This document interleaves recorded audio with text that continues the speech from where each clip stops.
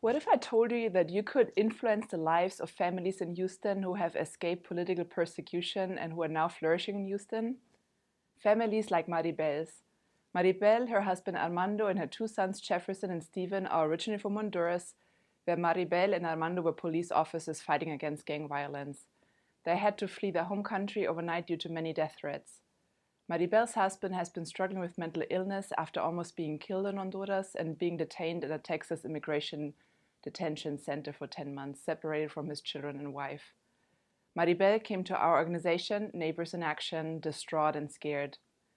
We helped her with a down payment for her rent, involved her in our women's Bible study, enrolled her children in our many faith-based children's programs, connected her husband with an affordable psychiatrist, and helped their family get their permanent residencies.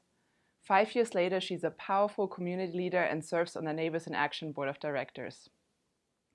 Neighbors in Action is a small Christian community center in the neighborhood of Port Houston, a 97% low-income Hispanic immigrant community 10 minutes east of downtown.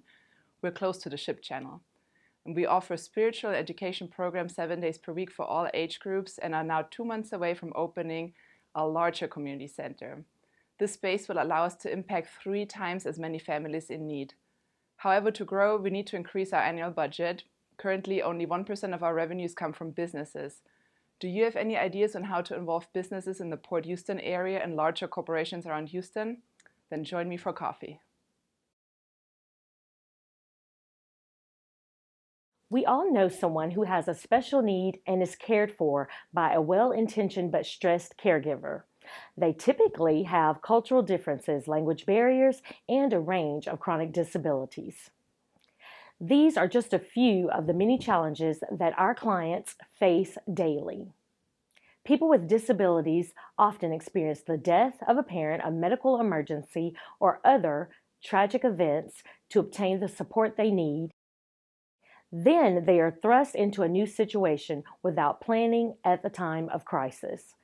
As life expectancy can decline if the number of homeless special needs adults continues to increase.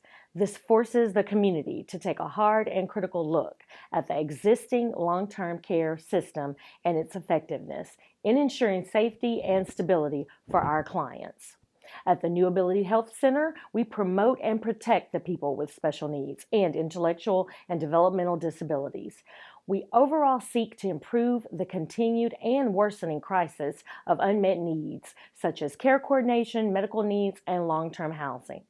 The New Ability Health Center overcomes a variety of barriers to ensure that people with special needs receive the services required to live their life to the fullest in the communities of their choice.